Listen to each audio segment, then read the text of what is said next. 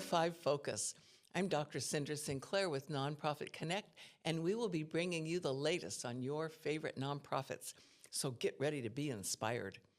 Our special guests today are Minnie Ringland and Eryn Shugart from Veggie Rescue. Oh my gosh, what a wonderful organization. Thank you for being with us, ladies. Thank you so much for having us, Cinder. We are really happy to be here and look forward to just sharing a lot of wonderful information about our work. Yes, and Eryn, you are the executive director. I am. And Minnie, you are a board member. That's right. Perfect combination. So, Veggie Rescue, it's a fabulous organization, and I bet a lot of people either they don't know about it, or maybe they've heard the name, but they're not quite sure what in the world it is or what you do. So I'm hoping that you will fill us in and let us know about Veggie Rescue. Absolutely. Well, a lot of people think that all we do is rescue vegetables, but there's so much more to our work than that. So Veggie Rescue, I will say we're a 16-year-old nonprofit organization that serves all of Santa Barbara County. And what we do is we pick up surplus produce, veggies, fruit, and other types of food, not just veggies, from farms, farmers markets, food distributors, bakeries, all sorts of businesses that have food. So we pick up the surplus, we take that with our 3 refrigerated vehicles and deliver it directly to nearly 70 nonprofits throughout Santa Barbara County serving hungry people. 70 nonprofits. So you are quite the collaborator. And you've got these trucks. Wow. Those things are expensive and they are important. Absolutely. And now that you have heard of Veggie Rescue, you'll see our trucks driving around. They're on the road 363 days a year.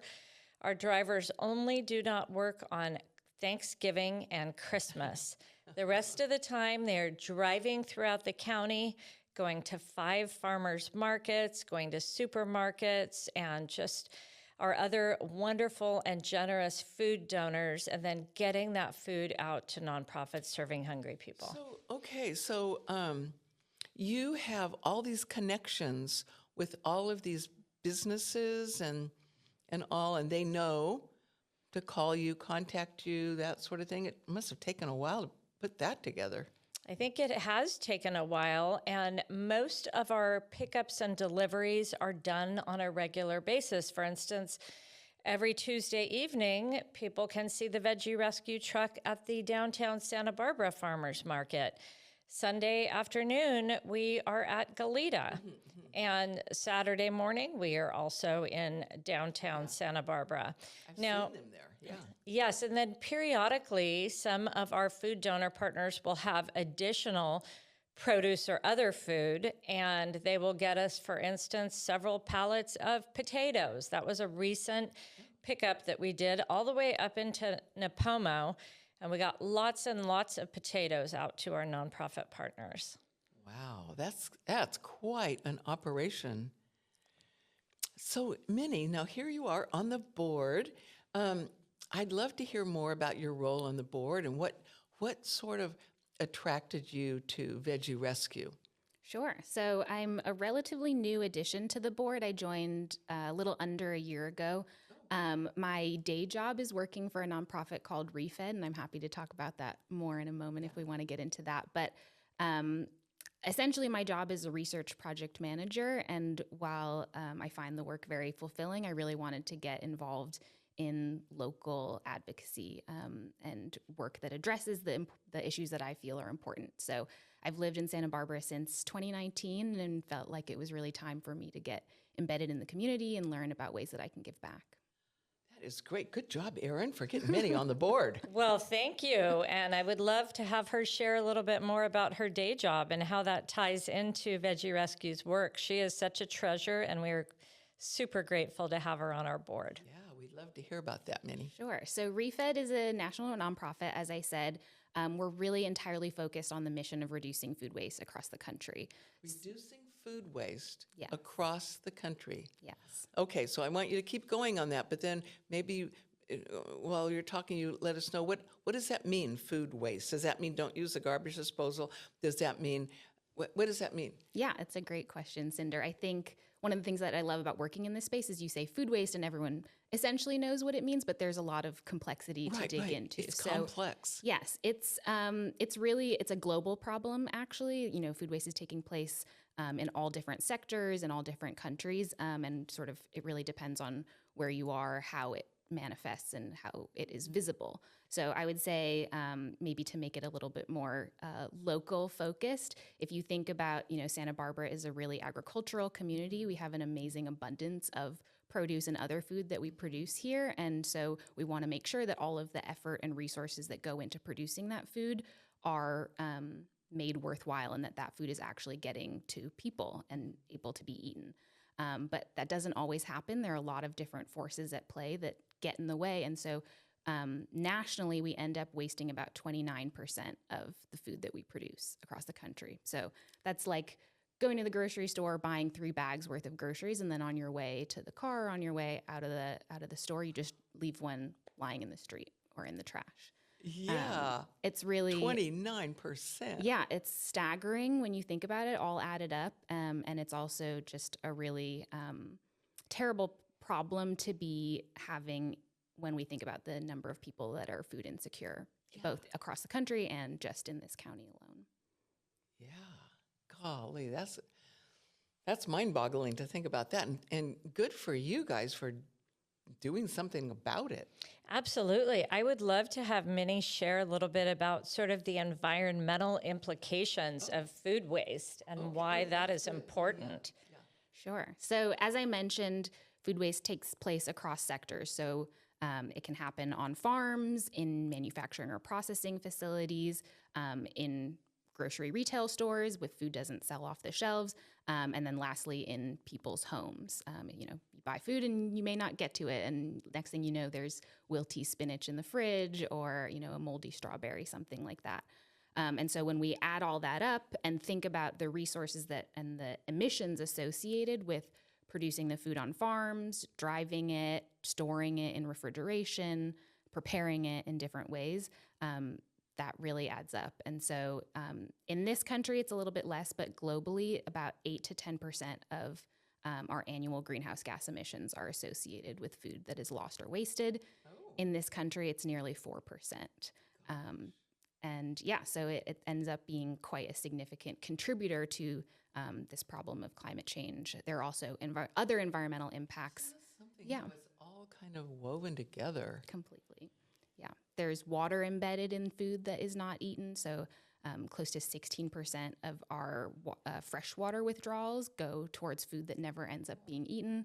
16% of our cropland is used to grow food, essentially, that doesn't get eaten. Wow. So it's really significant when you add it all up. Sounds like it. So what would you say, you know, to the average person out there who buys their food and cooks their food for their family, and what tips would you give them for being more mindful or conservative or something with their food? What would you say?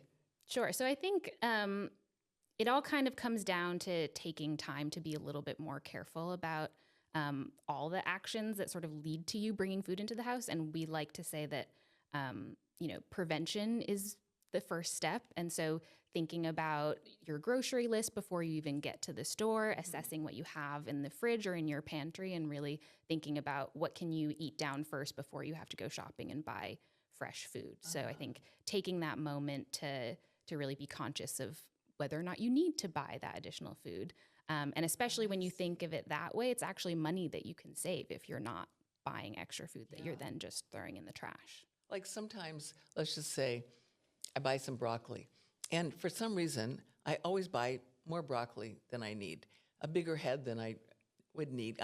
Maybe I'm afraid that, there won't be enough or something like that. But at any rate, so now it's time to cook it. Well, I'm only going to cook what we're going to eat, so fine, I do that. And then I take the rest of it, which is just a little bit, and I put it in the refrigerator. Well, after a while, it turns yellow. And then what do I do with it? I throw it in the trash. So I think I need to buy less broccoli. Yeah, that's definitely the most effective solution. In general, like landfill is really the worst place for that food to end up because when it's there, it produces methane gas, which is a very powerful greenhouse gas, more potent than carbon dioxide. And so sort of our first priority is to really keep as much food as we can out of landfills. Santa Barbara County has a program where a lot of the, we can throw food waste into our trash bins and then it gets sorted at a centralized facility and that material essentially becomes compost at the end of a pretty long process.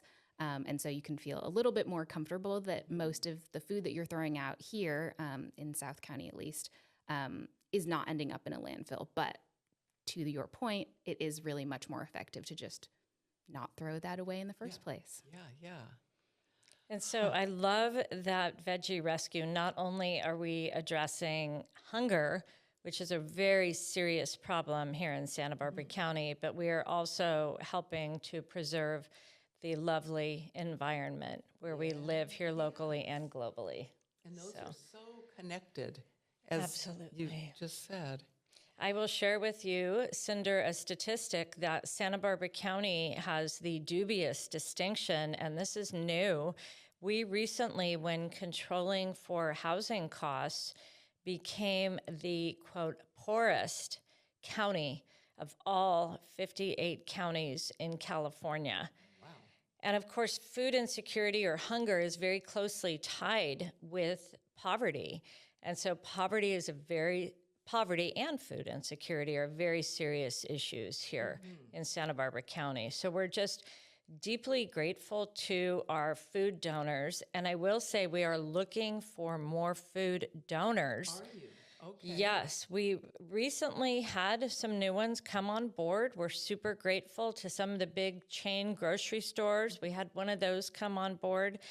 And then another business up in North County. But for farms, and we have a bakery. I'm going to even shout out Bob's Well-Bred Bakery because I love that they donate so much of their bread to us.